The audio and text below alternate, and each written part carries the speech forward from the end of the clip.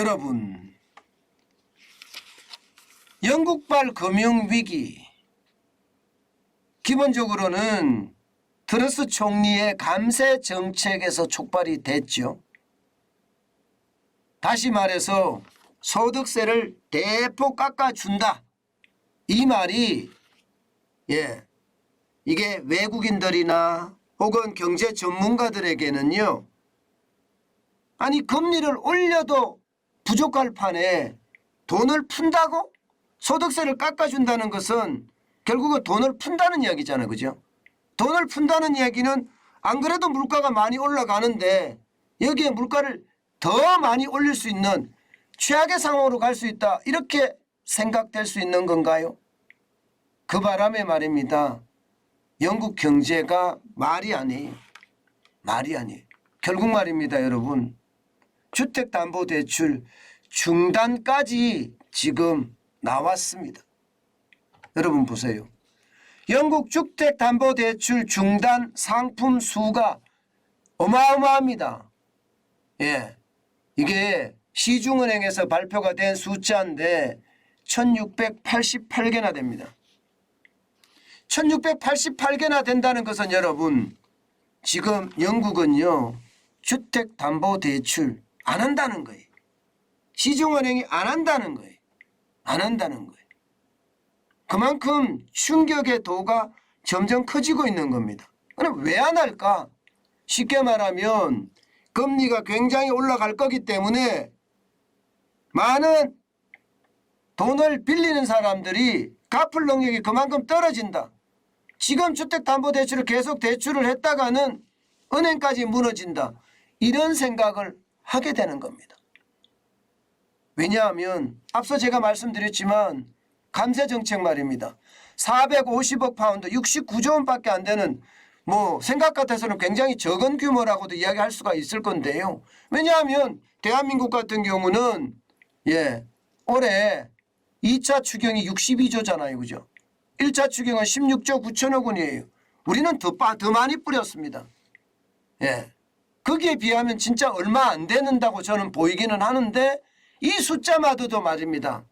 영국에게는 충격이다. 이렇게 생각하는 거죠. 이러면 어떻게 될까요? 시중에 돈을 많이 푼다는 이야기니까. 그죠? 시중에 돈을 많이 풀면 물가 올라가겠죠. 당연히 올라갈 수밖에 없을 겁니다. 물가가.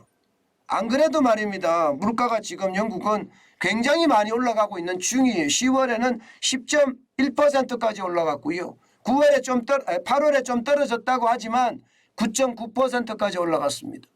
대규모 감세 정책이 되면 다시 9월에 물가를 자극해서 더 올라간다. 그러면 금리는 더 올린다. 이렇게 되는 건가요? 금리를 더 올리면 이게 대출을 받은 사람들이 쉽게 말하면 갚을 수 있을까? 못 갚아. 그래서 지금 주택담보대출을 중단해야겠어. 그렇지 않으면 오히려 은행이 망할 수 있어. 이렇게 지금 생각한다는 이야기입니다. 그만큼 말입니다. 지금 영국은 그 어느 때보다 위기의 전 단계다. 이렇게까지 이야기해요. 왜냐하면 S&P라고 국제신용평가기관이 말입니다. 영국의 국가신용등급 전망을 기존의 안정적에서요 부정적으로 하향 조정했습니다. 이것도 굉장히 심각하거든요.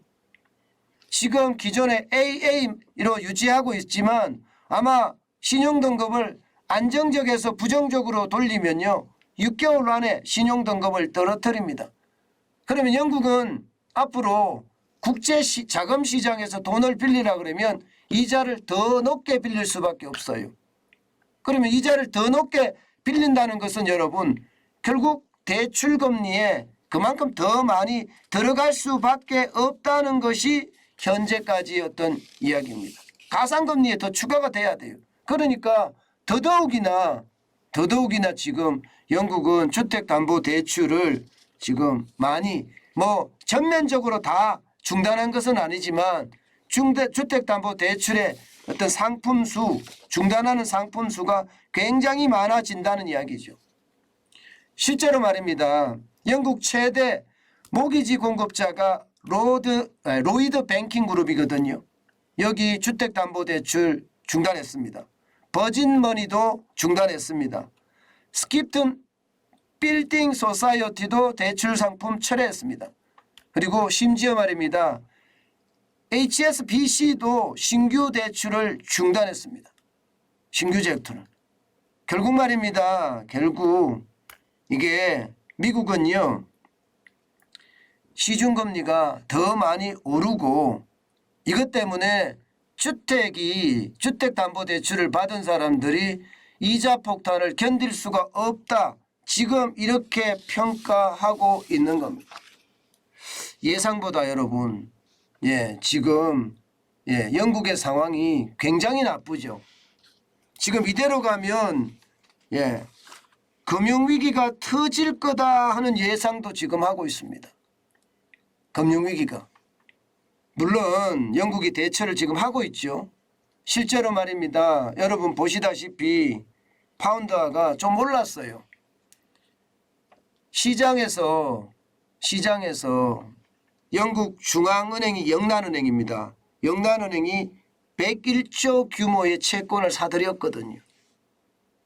채권을 사들이니까 어떻게 될까요, 여러분? 채권의 수가 줄어들겠죠.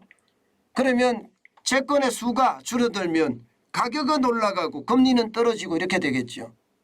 실제로 가격은 올라가고 금리는 조금씩 떨어지고 있기는 해요. 그러나 아직도 5년 만기 국채 금리가 지금 4% 유지하고 있거든요. 파운드화는 조금 상승을 했습니다.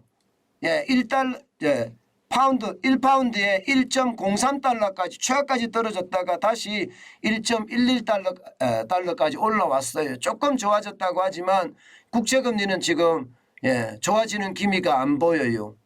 이 말은 위기가 아직 상존하고요. 위기가 점점 가면 갈수록 더 위험해질 수도 있다. 뭐 이런 전망까지도 가능하게 됩니다. 예상했던 것보다가 지금 영국의 어떤 상황은 굉장히 나쁘고요. 영국이 무너지면 남유럽이 무너질 거예요. 유럽도 무너질 겁니다. 남유럽이라는 게 그리스나 이탈리아나 스페인인데 여기 상황 좋지 않거든요. 이미 터키는 맛이 갔고요. 터키는 튀르키예 말입니다. 그러면 남유럽까지 무너지면 유럽까지도 위험해지거든요. 유럽까지도. 저는 지금 유럽의 동향, 중국이나 미국의 금리 동향보다가 더 저는 위험하다고 생각을 합니다. 이거 굉장히 유심히 지금 쳐다봐야 돼요. 이대로 그냥 방치했다가는요. 그 충격파 솔직히 감당 안 될 수도 있습니다.